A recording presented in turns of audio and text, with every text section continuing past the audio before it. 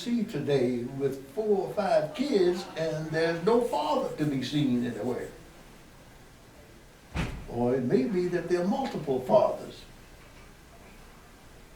So now we're getting to some basic structures about who we are. And I'm talking about race now, who we are in terms of what it is we need to do to be in a point where we can deal with some of these issues. And we can't deal with, how many times do you look in a basketball game on TV and the star of that basketball game out is running around and the camera comes in on his parents, but it only shows one parent. And 9 times out of 10, that's the mother. I got me preaching now, but I don't want to do that. I don't want to do that, but we get to some basic structures here in terms of what we need to do about it in our community.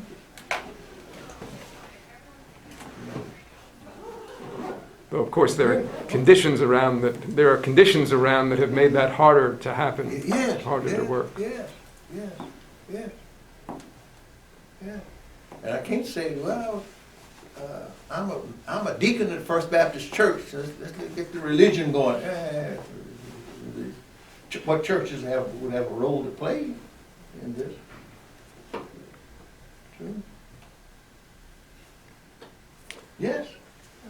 Okay, I have one last question. So throughout your career and throughout your education, you were always striving for more and striving to get a better position and a higher position. What was it that kept you wanting more in a time where most people were saying, oh, you should be comfortable where you are? That's a good question.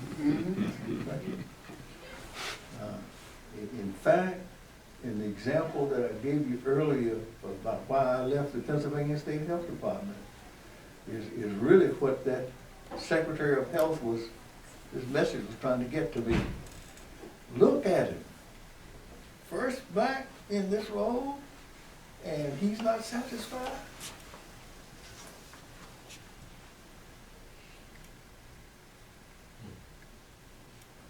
Well, what's wrong with that?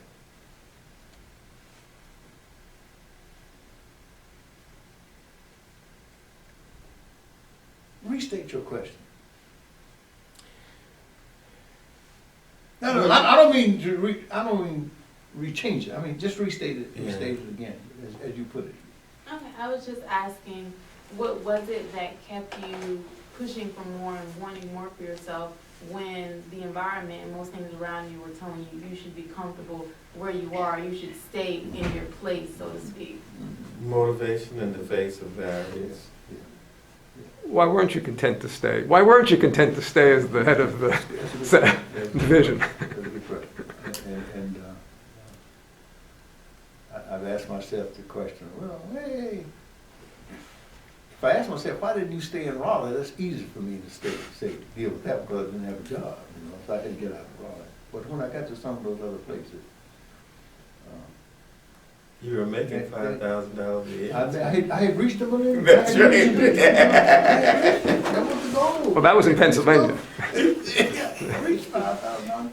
But yet, now, I don't see anything wrong with striving to keep moving up the ladder. But now, the question then is, and I've often asked myself, did I interrupt my family life too much in making moves? In my own case, that was not the case. In my own situation, that was not the case. My kids were just as happy as they could be. He set the impression they gave me.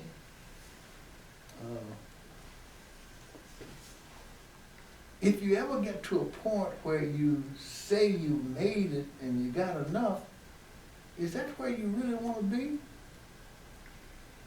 You know, one can take this position that, look, you're comfortable, but you can be even more comfortable. If you got the know-how, and the time, strive to reach as far as you can. And don't ever get lazy in terms of I made it now. But always strive to keep going, keep moving, up, up, up. If you don't, what else is there for you to do in life? Just wallow around and say, I've got it, I've made it, and then next thing you know, the world has left you behind.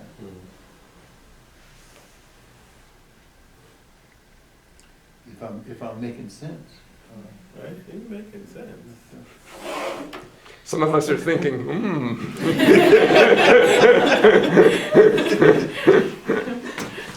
Okay, well, I guess Oh, this is fascinating. let's thank Dr. Ellis. Thank you. Oh, that's good. Great. You're just as good in person as you were on the screen. Yeah, beautiful, beautiful.